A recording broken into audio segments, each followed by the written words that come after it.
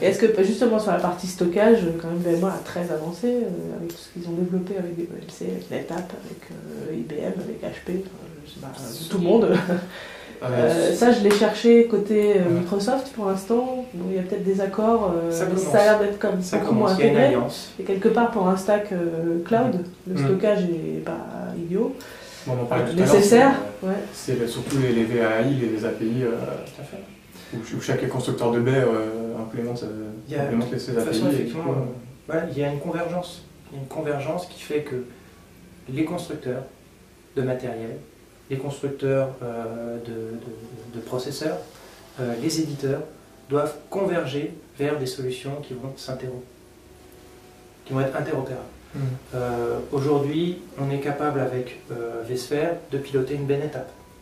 Avec SVNM 2012, on pourra faire la même chose. C'est grâce, je dirais, d'une part à l'effort de Microsoft d'aller vers NetApp, mais aussi de NetApp d'aller vers Microsoft. Mais ça ne pourra pas se faire s'il n'y a pas d'un développement de standards qui soit fait aussi bien côté des constructeurs que côté des éditeurs. Aujourd'hui, il y a quand même des groupes de travail. On l'a vu avec l'OVF, tout à fait. Le format open. Ouais, mais ça a l'air d'être aussi un espèce de Graal que personne ne suit réellement. Ah, si, absolument. C'est beaucoup d'appliances en OVF, c'est très pratique, c'est que c'est un format, ça a très bien marché. Tout à fait, c'est une réalité déjà sous VMware. Et aujourd'hui, sous Microsoft, c'est vrai qu'il n'était pas employé, il sera employé sous SVMM 2012, avec ce qu'on va appeler des templates d'applications qui vont permettre en fait de rassembler différentes machines virtuelles au sein d'une application. Donc demain, on ne parlera plus de je déploie des serveurs, c'est je déploie un service. Et ce service, il peut être multi-tiers, composé de multiples VM, et finalement, ça sera un container OVF. Voilà, ce qui est sous le terme VAP chez VMware. Voilà, chez VMware, c'est du VAP. Et ce container standard pourra même être déplacé de VMware à Hyper-V et vice-versa. En fait, c'est ça. Donc, du point de vue de l'application, on ne s'intéresse plus trop à l'infra. Donc, c'est pour ça qu'il y a vraiment effectivement une convergence et que probablement un jour, la question de l'hyperviseur sera moins importante qu'aujourd'hui la fixation qu'on peut faire autour des performances, etc. Puisqu'on a quand même aujourd'hui un niveau de performance qui est très très bon de la part de la plupart des acteurs, que ce soit KVM, que ce soit Hyper-V, que ce soit Xen ou ESX. Le niveau de performance est bon. Après, effectivement, pas forcément dans tous les domaines, parce qu'il y a la gestion de la mémoire, il y a la gestion du CPU, il y a la gestion du réseau.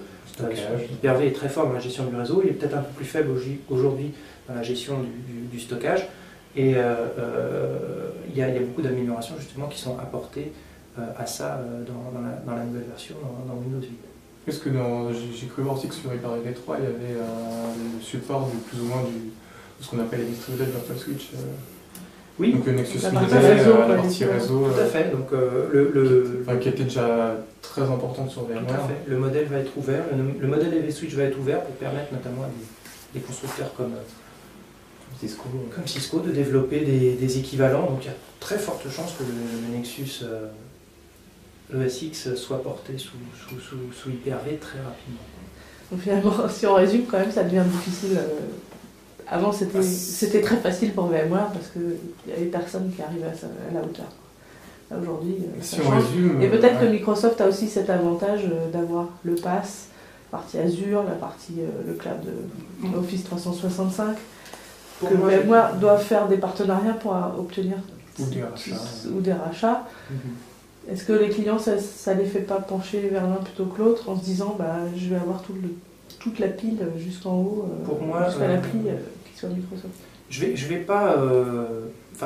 pour moi, c'est je dirais une considération tout à fait personnelle. VMware a aujourd'hui une position dominante sur le marché de la virtualisation, ça c'est clair. Tout le monde est d'accord. Ils ont une position dominante sur le marché, ils ont des produits qui sont performants.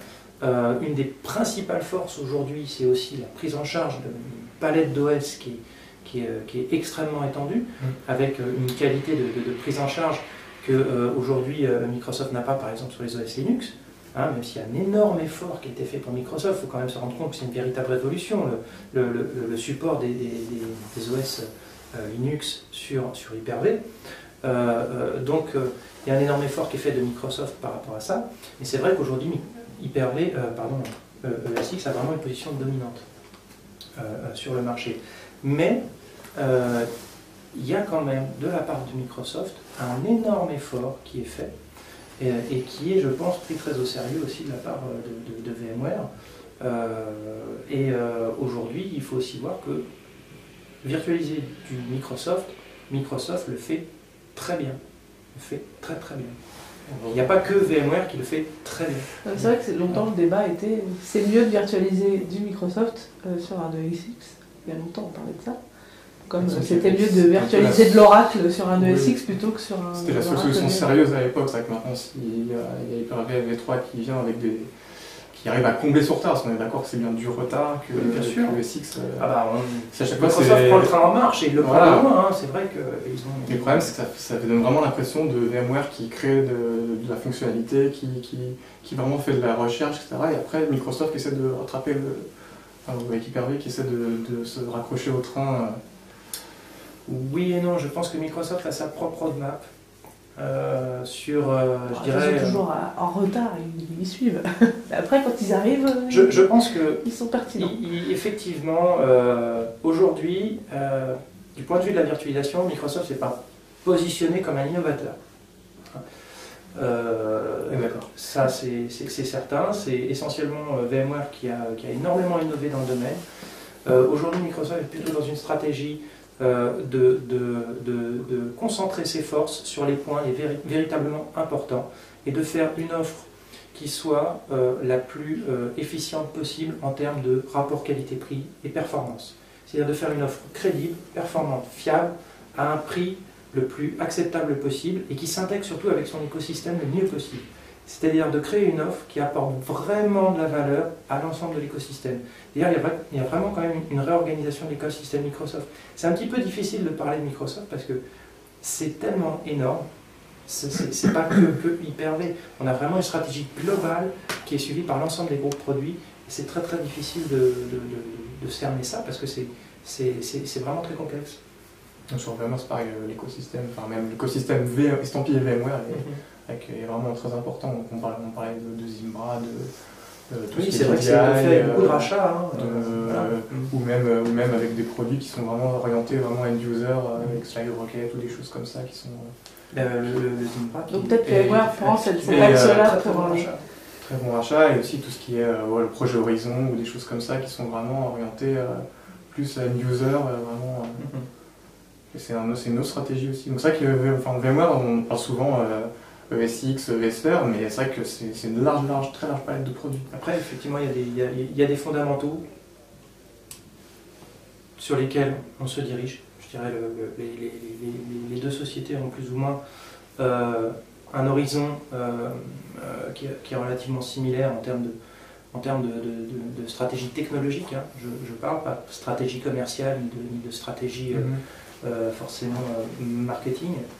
C'est que le truc qui est important, c'est que Microsoft il a ses propres data centers et que c'est déjà un client énorme de ses propres solutions. Et que quelque part, ils ont développé un savoir-faire en interne sur le data center qui est tel qu'aujourd'hui, ne serait-ce que la division data center chez Microsoft, c'est énorme. C'est énorme. Et donc, c'est le premier consommateur des solutions qu'ils produisent. Donc, ils ont quelque part une expérience dans le domaine du data center et du cloud qu'ils appliquent à eux-mêmes. Et c'est un petit peu une sorte de société qui crée elle-même une demande. C'est pour ça que c'est assez compliqué à essayer de voir où tout ça va nous mener dans le futur.